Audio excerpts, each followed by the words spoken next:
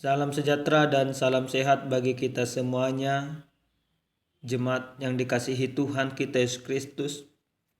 Mari kita persiapkan hati dan pikiran dalam menyambut sabda Tuhan. Kita berdoa. Damai sejahtera Allah yang melampaui segala akal dan pikiran, itulah memerintah hatimu di dalam mendengarkan kebenaran firman Tuhan. Dalam Kristus Yesus kami berdoa. Amin. Jemaat yang terkasih di dalam Tuhan kita Yesus Kristus, adapun sabda Tuhan yang menyapa kita pada saat ini tertulis dalam kitab Injil Markus pasal 13 ayat 24 sampai dengan 37. Demikian firman Tuhan. Tetapi pada masa itu, sesudah siksaan itu, matahari akan menjadi gelap dan bulan tidak bercahaya, dan bintang-bintang akan berjatuhan dari langit, dan kuasa-kuasa langit akan goncang. Pada waktu itu orang akan melihat Anak Manusia datang dalam awan-awan dengan segala kekuasaan dan kemuliaannya. Dan pada waktu itu pun ia akan menyuruh keluar malaikat-malaikatnya dan akan mengumpulkan orang-orang pilihannya dari keempat penjuru bumi, dari ujung bumi sampai ke ujung langit. Tariklah pelajaran dari perumpamaan-perumpamaan tentang pohon ara. Apabila ranting-rantingnya melembut dan mulai bertunas, kamu tahu bahwa musim panas sudah dekat. Demikian juga, jika kamu lihat hal-hal itu terjadi, ketahuilah bahwa waktunya sudah dekat. Sudah diambang pintu. Aku berkata kepadamu, sesungguhnya angkatan ini tidak akan berlalu sebelum semuanya itu terjadi. Langit dan bumi akan berlalu, tetapi perkataanku tidak akan berlalu. Tetapi tentang hari atau saat itu tidak seorang pun yang tahu. Malaikat-malaikat di surga tidak, dan anak pun tidak, hanya Bapa saja. Hati-hatilah dan berjaga-jagalah, sebab kamu tidak tahu bila manakah waktunya tiba. Dan halnya sama seperti seorang yang bepergian, yang meninggalkan rumahnya dan menyerahkan tanggung jawab kepada hamba-hambanya, masing-masing dengan tugasnya, dan memerintahkan penunggu-penunggu supaya berjaga-jaga. Karena itu berjaga-jagalah, sebab kamu tidak tahu bila manakah tuan rumah itu pulang, menjelang malam atau tengah malam, atau larut malam atau pagi-pagi buta, supaya kalau ia tiba-tiba datang, jangan kamu didapatinya sedang tidur. Apa yang kukatakan kepada kamu, kukatakan kepada semua orang, berjaga-jagalah. Demikian pembacaan kebenaran firman Tuhan. Jemaat yang dikasihi oleh Tuhan kita Yesus Kristus, tentu tentang hal berjaga-jaga bukanlah hal yang asing bagi kita. Ketika terjadi COVID-19, maka pemerintah mengeluarkan sebuah aturan supaya berjaga-jaga. Setiap orang diharapkan untuk tidak berkerumun, untuk tidak melakukan banyak kontak dan lain sebagainya. Tujuannya satu, supaya tidak terjadi kontaminasi satu sama lain, penyebaran supaya dapat dibatasi. Nah, di dalam hal berjaga-jaga ada diharapkan di sana kesungguhan, ada diharapkan di sana kesetiaan, dan ada diharapkan di sana kewaspadaan. Bapak Ibu yang dikasihi oleh Tuhan kita Yesus Kristus, di dalam kebenaran firman Tuhan yang sampai kepada kita pada saat ini, di mana ketika Yesus memberikan sebuah pengajaran tentang siksaan yang berat dan Mesias-Mesias palsu. Setelah itu dia mengajarkan kembali bahwa kedatangan Anak Manusia itu seperti pohon ara. Artinya seperti apa? Di sana dijelaskan dalam perikop kebenaran firman Tuhan ini Pohon ara ketika dia berbunga, ketika dia muncul tunas-tunas baru, maka sudah bisa diprediksi musim panas segera tiba. Dari pohon ara bisa kita melihat, bisa kita belajar bagaimana alam menunjukkan eksistensinya. Bagaimana alam akan menunjukkan apa yang harus terjadi ke depannya. Nah, akan tetapi dalam kebenaran firman Tuhan tidak demikian. Kalau pohon ara itu bisa kita prediksi kapan musim panas, kapan musim dingin, dan kapan musim semi. Tapi kedatangan Tuhan Yesus, kedatangan anak manusia, itu tidak ada yang memprediksi.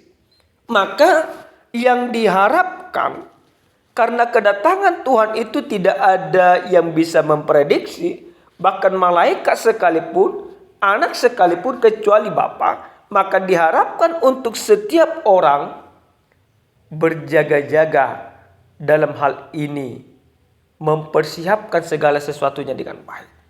Tujuannya apa? Tujuannya supaya ketika Yesus datang yang kedua kali, orang yang berjaga-jaga, orang yang sudah mempersiapkan segala sesuatu, mereka tidak mendapatkan hukuman, tapi mereka akan tetap menyambut kedatangan Yesus itu. Nah, Bapak Ibu yang dikasihi oleh Tuhan kita Yesus Kristus, tentu firman ini mengingatkan saya dengan tradisi orang Batak. Salah satu tradisi orang Batak yang pernah saya lihat yaitu Ulaun Songgok-Songgok namanya. Di mana mungkin kita semuanya tahu, ketika sepasang suami istri sudah lama tidak mempunyai anak, maka keluarga, bisa saja keluarga dari pihak laki-laki, bisa saja ada keluarga dari pihak perempuan, tetapi datang mereka tiba-tiba menjumpai kedua pasangan ini. Tujuannya satu, membuat pasangan ini terkejut. Karena apa? Karena pasangan ini tidak mempersiapkan diri menyambut kedatangan keluarga. Maka dengan tradisi itu, pasangan yang tidak mempunyai anak ini terkejut. Tapi walaupun terkejut, di dalam keterkejutan itu ada sebuah pengharapan bahwa dia nanti akan punya anak. Nah, ketika dia terkejut, maka mereka juga bersuka cita. Kenapa tetap bersuka cita? Mereka tetap menyambut kedatangan saudara, kedatangan keluarga, kedatangan orang-orang yang mereka kasihi. Karena apa, Bapak Ibu? Karena memang tradisi orang Batak itu, atau orang yang dijumpai itu, mereka tidak bisa terpisah dengan keluarga itu. Mereka mengenal semua keluarga yang datang itu. Maka kita juga seharusnya demikian, Bapak Ibu yang dikasihi Tuhan. Ketika kita bersatu dengan Tuhan, ketika kita mengenal Allah, ketika kita menjadikan Allah sebagai bagian dari kehidupan kita, maka apapun yang terjadi, kapanpun Allah itu datang, kapanpun Yesus datang untuk kedua kalinya, no problem. Karena apa? Karena kita tetap terikat kepadanya, bersatu kepadanya. Maka kedatangannya tidak membuat kita mendapatkan hukuman. Tapi keterkejutan kita menyambut kedatangan Tuhan membuat kita bersuka cita. Karena akan ada di sana pengharapan. Seperti tradisi orang Batak tadi. Ada di sana sebuah pengharapan yang begitu luar biasa, bahwa mereka nanti akan punya anak. Maka kedatangan Yesus juga demikian. Kapanpun Yesus datang, karena kita terikat bersamanya, tidak terpisah dengannya, maka kita akan tetap bersuka cita, Bapak Ibu. Karena ada sebuah pengharapan bahwa kita nantinya akan bersama-sama dengan Dia di dalam kehidupan yang kekal.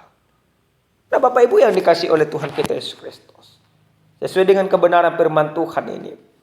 Hal yang berikut yang harus kita pahami dari firman ini, bagaimana firman ini juga mau mengajarkan kepada setiap orang yang percaya supaya dalam hal berjaga-jaga menyambut kedatangan Kristus itu mereka tidak tertidur, tidak dengan ketakutan, tidak dengan kecemasan, tapi dalam hal berjaga-jaga yang Tuhan inginkan dari kita sesungguhnya, di mana kita tetap melakukan atau mengerjakan segala keselamatan kita. Maka apa yang dikatakan dalam kebenaran firman Tuhan ini? Ketika kita berjaga-jaga di dalam menyambut kedatangan Kristus, kita tidak pernah tertidur. Walaupun Yesus itu datang seperti yang dibuat perumpamaan ini, walaupun dia datang di malam hari, tengah malam, subuh, atau pagi sekalipun, tapi kita tidak pernah tertidur. Dalam arti iman kita tetap percaya kepada Kristus. Dalam arti pekerjaan kita tetap mengerjakan yang diinginkan oleh Kristus. Di mana hidup kita senantiasa menunjukkan terang dan garam dunia, sebagaimana yang Tuhan inginkan dari kehidupan kita. Oleh karena itu Bapak Ibu yang dikasihi Tuhan, dalam minggu Advent yang pertama ini, setiap orang yang percaya di dalam hidupnya, setiap pribadi, setiap keluarga diajak untuk senantiasa berjaga-jaga. Berjaga-jaga bukan sebuah beban, tapi berjaga-jaga sebuah sukacita. Karena ada sebuah pengharapan, kita bersatu dengan Tuhan, maka kapanpun dia datang, kita menyambut dia dan kita percaya kita akan menjadi bagian daripada sukacita yang dibawakan oleh Kristus. Amin. Kita bersatu dalam doa. Terima kasih Tuhan untuk segala kebaikan Tuhan dalam hidup kami. Terima kasih untuk firman-Mu yang sudah kami dengarkan. Biarkan kami Tuhan senantiasa hidup dan menjadikan hidup kami ini sesuai dengan kehendak-Mu. Dalam nama Yesus kami berdoa dan bersyukur. Amin. Salam sejahtera Bapak Ibu, Tuhan Yesus memberkati.